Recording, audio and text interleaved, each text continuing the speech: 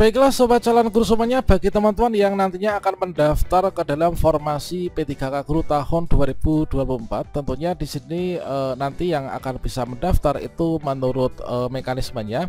Itu yang pertama adalah teman-teman pelamar prioritas, artinya guru-guru yang sudah lulus passing grade tahun 2021. Kemudian yang kedua itulah XTHK 2, kemudian non ASN yang terdaftar di database BKN, dan yang ketiga ini adalah guru non ASN di sekolah negeri yang aktif mengajar ya, dan juga terdaftar di Dapodik, serta yang terakhir ini adalah lulusan PPG. Nah, tentunya untuk pendaftaran P3K Guru tahun 2024 di sini nanti akan kita melalui tahapan yang pertama adalah pembuatan akun dan juga melakukan pendaftaran formasi. Yang dimaksudkan dengan pendaftaran formasi ini adalah mulai dari pengisian biodata sampai nanti yang terakhir itulah akhir pendaftaran pada halaman resume ya.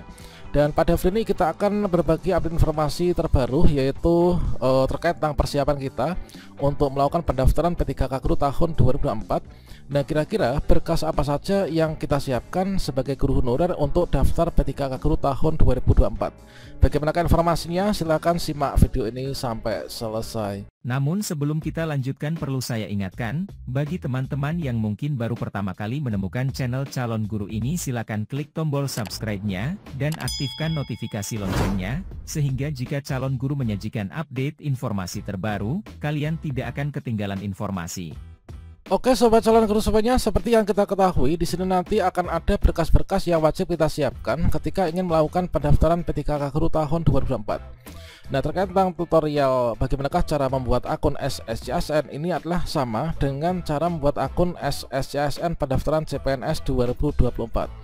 Jadi pembuatan akun, yaitu cara membuat akun SSCSN 2024 untuk mendaftar P3K Guru 2024, ini nanti kalian bisa cek yaitu di video sebelumnya ya. Nanti kita akan sematkan nih pada kartu video ini. Nah, berikutnya di sini kita bahas dulu ya, berkas apa saja yang harus kita siapkan untuk pembuatan akun SSCSN. Nah, pembuatan akun SSCSN di sini nanti akan ada 3 tahapan. Tahapan pertama itu adalah pengecekan identitas, tahapan kedua itu adalah melengkapi data, tahapan ketiga itu adalah resume atau pengecekan ulang data. Nah, di sini kita bahas dulu yaitu pada saat yang tahap 1, yaitu di pengecekan identitas. Jadi nanti kita masukkan yaitu NIK, kemudian nomor KK, kemudian nama, tempat tanggal lahir, sampai di alamat email yang aktif, dan juga memasukkan nomor HP yang masih aktif. Jadi yang kita perlukan di tahap 1 itu adalah kesesuaian data dengan data Dukcapil. Kita masukkan NIK, nama dan sebagainya, itu kita persiapkan yaitu KK ya. KK itu kan ada nomor KK-nya, ada NIK-nya kan. Kemudian tempat lahir juga kita siapkan untuk KTP. Ini pada saat langkah pertama, kita siapkan email dan juga nomor HP. Kemudian di langkah kedua yaitu di bagian pengisian biodata, ini nanti ada berkas yang harus kita upload ya. Yang pertama adalah file KTP. File KTP nanti ukuran maksimal itu adalah 200 KB teman-teman. Yang kedua adalah nanti teman-teman upload foto selfie ya, atau swafoto. Nah, untuk swafoto ini nanti kita nggak perlu upload dari file galeri ini, tapi kita apa? Nanti kita langsung webcam ya, dari webcam di kamera laptop kita ini, nanti kita screen langsung di di potret seperti itu, nanti langsung diupload ya. Jadi untuk di tahap kedua buatan akun inilah kita siapkan KTP untuk diupload. Untuk KK nggak perlu diupload ya. Kemudian yang langkah ketiga ini adalah untuk pengecekan ulang data. Di sini kita hanya mengecek kembali saja untuk data yang kita sudah isikan, baik itu nama, tempat tanggal lahir, kemudian email, nomor HP dan sebagainya. Apakah sudah sesuai ataukah belum? Kalau misalkan belum, kita nanti kembali diedit lagi ya. Kalau misalkan sudah ya, kita bisa proses untuk pendaftaran akun. Setelah itu nanti kita cetak kartu informasi akun. Dan berikutnya kita lanjutkan nih. Setelah kita selesai membuat akun, kan tadi berkas yang kita upload kita siapkan kan di sini KTP ya. Nah, untuk pendaftaran informasi, jadi setelah kita membuat akun, ini nanti kita login ya, login dengan nick dan juga password yang tadi sudah kita buat ya pada saat membuat akun.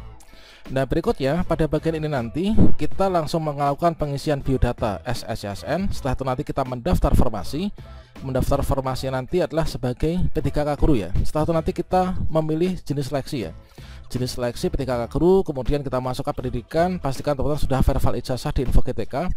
Setelah itu nanti kita memilih formasi, kemudian kita melakukan pengisian riwayat. Nah, berikutnya di sini nanti kita kaitkan nih, yaitu dengan berkas-berkas yang nanti akan diverifikasi oleh verifikator instansi. Nah, di sini kalau misalkan kita mengacu pada hasil verifikasi berkas oleh verifikator instansi di tahun sebelumnya, ini nanti sepertinya nggak akan jauh berbeda ya. Jadi di sini kita siapkan yang nantinya akan diupload, ini yang sudah di checklist ya. Ini adalah lulus seleksi administrasi. Yang pertama kita siapkan yaitu pas foto formal terbaru ya, berlatar belakang warna merah. Nah, ini adalah ukurannya biasanya maksimal 500 KB.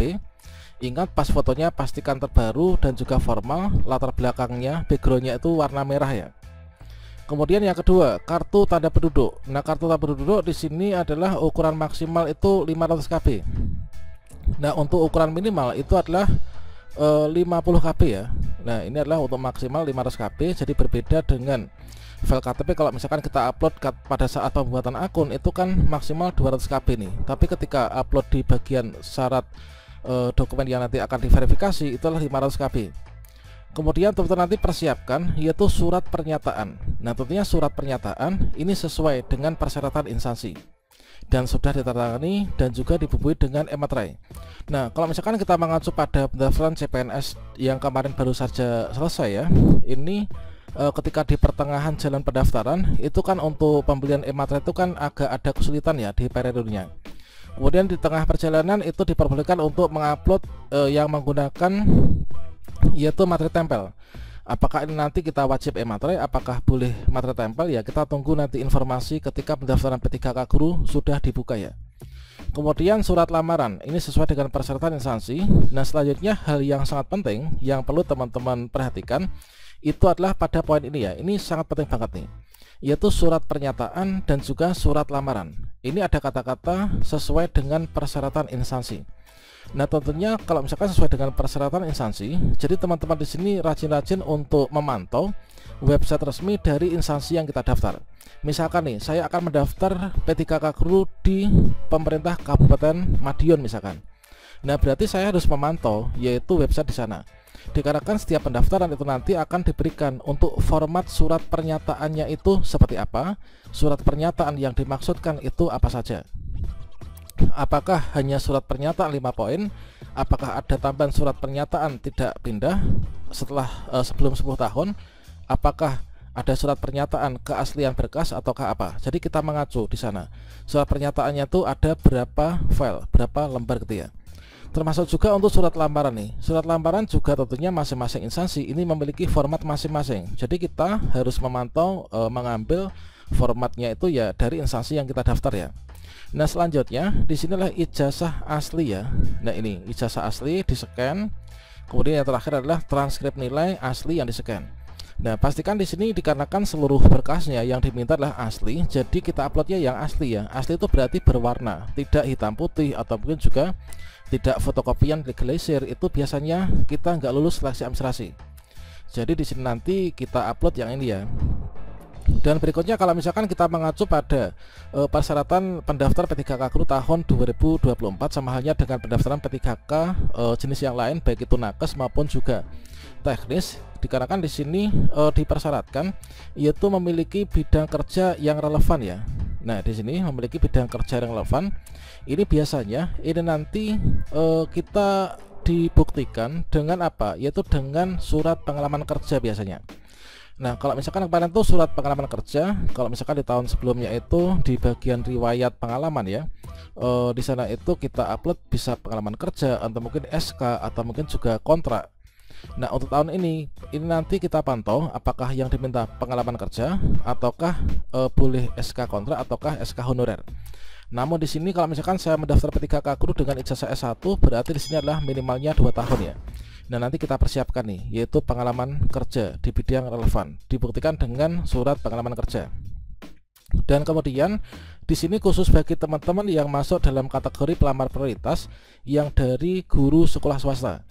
Ini disiapkan yaitu kalau misalkan kalian masih bekerja di sekolah swasta, inilah surat izin dari yayasan. Atau kalau misalkan kalian sudah dipecat atau sudah keluar dari sekolah swasta udah nggak ngajar, teman-teman siapkan yaitu di sini